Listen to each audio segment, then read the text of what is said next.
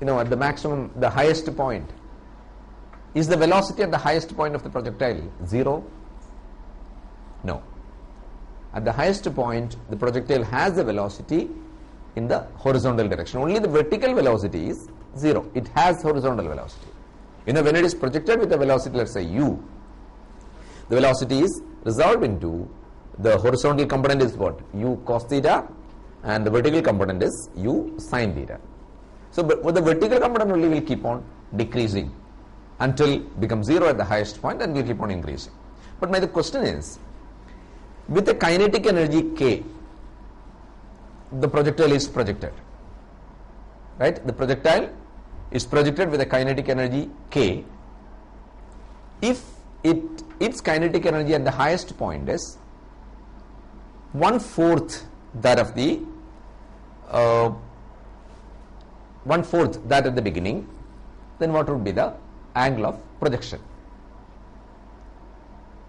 Once again, the question is, if the kinetic energy of a projectile is 1/4, a projectile at the highest point is 1/4 that at the beginning, then what would be the angle of projection theta? So the kinetic energy at the highest point, how do you write the kinetic energy at the highest point? Okay, kinetic energy at the highest point is half m v max squared. Sorry, half m vx squared. This is the kinetic energy at the highest point. It is given, this is 1/4 of the initial kinetic energy, right? That is half m into, what about vx? Vx is u cos theta, because at the highest point only horizontal component squared is equal to what? K by 4. Okay, so 1/4 of that. So we get this as kinetic energy, 1/4 of the kinetic energy. That is, kinetic energy initially is half m u squared, right, by 4. So what do we get over here? Cos squared theta is equal to 1/4 we get. Half m u squared cancel. So cos squared theta is 1/4, or cos theta is equal to what? 1/2. So what will be theta? Theta is 60 degree then. Is that clear? So what's my question? If the kinetic energy of the projectile at the highest point is 1/4 that at the initial, at the beginning, then what would be the angle of projection? Find the angle of projection such that the kinetic energy at the highest point is 1/4 that at the beginning. It's clear? So this is how we have to solve. This is the kinetic energy at the highest point, 1/4 that at the beginning, assuming k as the kinetic energy at the beginning. Then that's the angle of projection is found to be theta is 60 degree. Is it clear? This is how you sort it out. Clear? Now we move on to the next question. Look at the next question. You can see the question. See, it's a short question. Two short questions I had given you together. The first question says, what's the condition for two vectors of the same magnitude to have the resultant same magnitude as that of them? That is, the resultant and the individual vectors, they have the same magnitudes. How much is the angle? So what do you think? The angle is, you might have studied about that. I'll show you how to sort it out. So the equation for the resultant you have seen, C equals root of a squared plus b squared plus 2ab cos theta, right? So what's the question over here? What's the condition for two vectors of the same magnitude to have the resultant in the same magnitude as of them?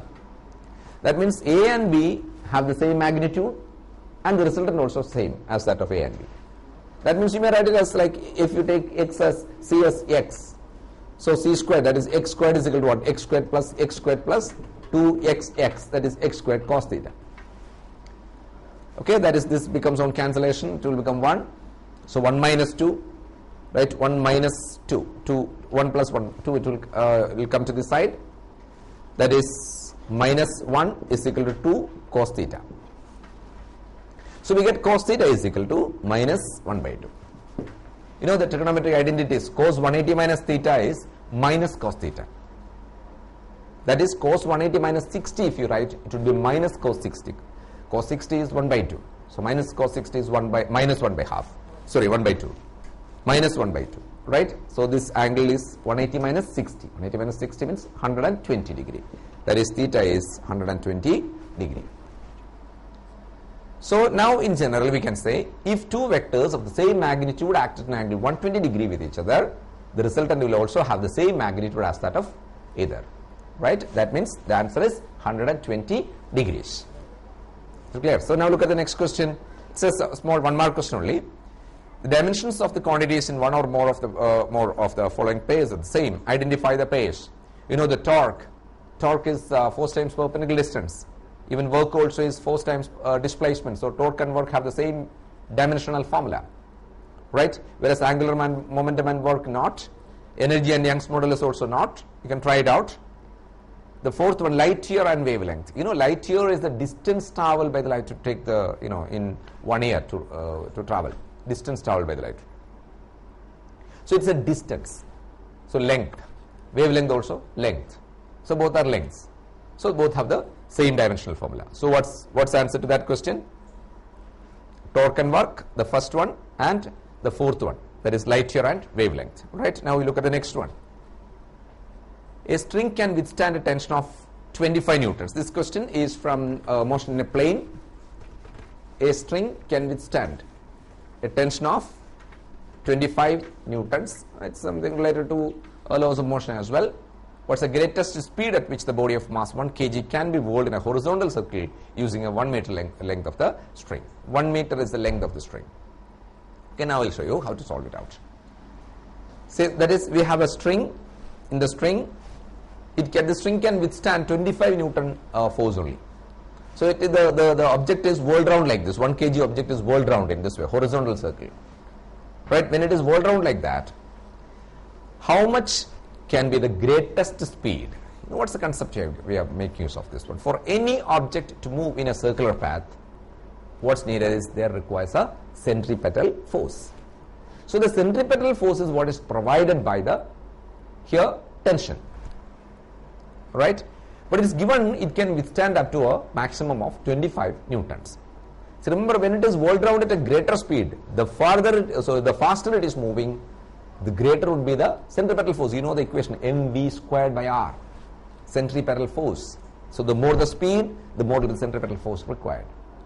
So if that speed crosses a particular value, then greater centripetal force would be required. If it goes more than 25 Newton, it will break. Correct? So the maximum would be 25 Newton. It can withstand a maximum tension of 25 Newton. It is given. So that means you may write it as mv squared by r is equal to the maximum force, 25. You put the maximum. See, the question is the string can withstand a tension of 25 Newtons. What's the greatest speed at which the body of mass 1 kg can be whirled in a horizontal circle using a 1 meter length of the string. So 1 meter length. So the radius is 1 meter. So you put r as 1 meter. Mass of the object is 1 kg given. And this v you put as the maximum possible speed. Right? So that is a question. So we make equation for v squared is 25 into r is 1 meter divided by m. M is 1 kg. Right? So square root of that will give you the maximum. This is the maximum speed.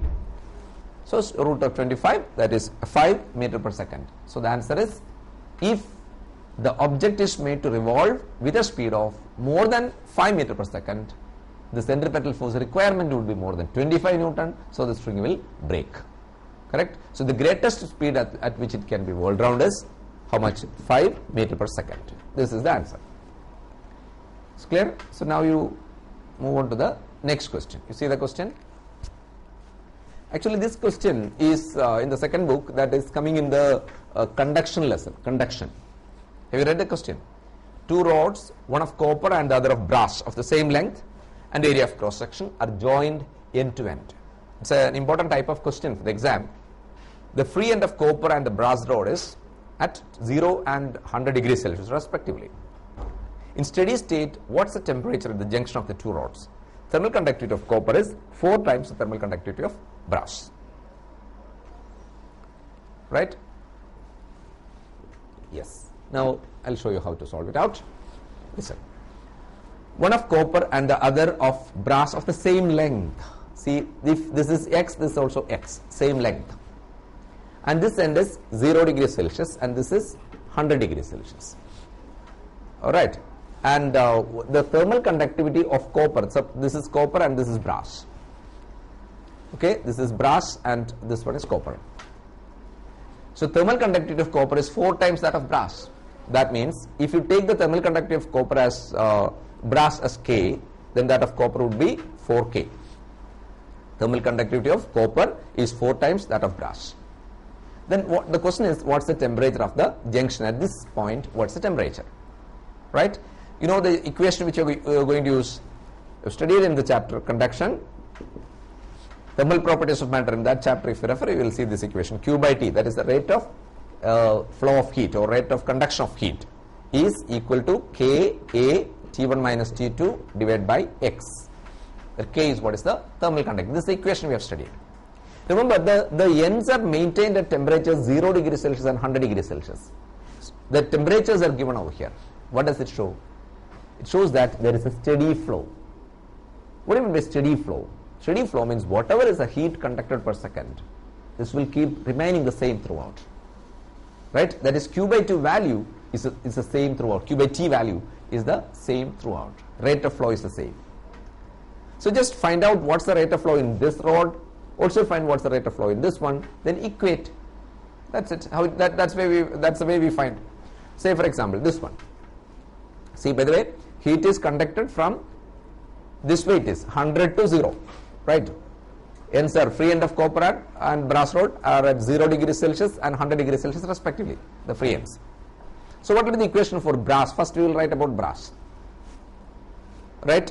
K is the conductivity, A is the area of cross section, same area of cross section also it is given. Okay, same area of cross section and same length. T1 minus T2, so the difference in temperature. Difference I mentioned at the beginning. So the temperature, you don't need to convert it into Kelvin, keep it in degrees Celsius. 100 minus T, right? High minus low. Divided by the length is X, right? Is equal to, that is rate of flow of heat is the same throughout. Okay? So K A T1 minus T2 by X, that's the equation we're going to use. T1 minus T2 is 100 minus T here. Whereas for the copper rod, how do you write the equation? That the conductivity is 4K. Area of cross section, same. How about the temperature difference? Should write it as T minus 0. The difference. T minus 0 divided by the length is X again. Same length. So you can cancel X, cancel A, cancel K. So what will be left here? 100 minus T is equal to 4 into T minus 0, that is 4T. Right? So minus T you take it to the other side, so it will become 5T. So 100 is equal to 5T, so T is equal to 100 divided by 5, which is 20 Kelvin or 20 degrees, degrees Celsius. All temperatures are given in degrees Celsius. So the answer is 20 degrees Celsius over here. Is the point clear? So when it comes to this way, at this junction, the temperature would be 20 degrees Celsius. Is the point clear? Right. So now actually we have a few more questions to discuss. We will keep it for another day. As I mentioned at the beginning, every Tuesday we are going to have physics, and next class we will focus 12 standard questions and be very clear about this one. That is, next week we will focus on examination guidelines or the tips or the areas of concern or areas to take into account in writing 12th standard examination focusing the physics subject.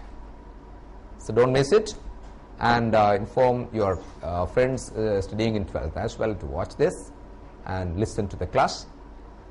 And today's session anyway, it's going to be repeated tomorrow as well. So anyway, you can very well get back to us at any point of time, and you give us your feedback to improve the sessions and to clear your queries. But at the same time, for today, the session is going to be wound up, or this is the time to wind up the show, and we will see again next week. And others watch the other sessions as well, coming up every day 5 o'clock. So physics we will have next Tuesday, and stay tuned. We will see you again. Bye bye.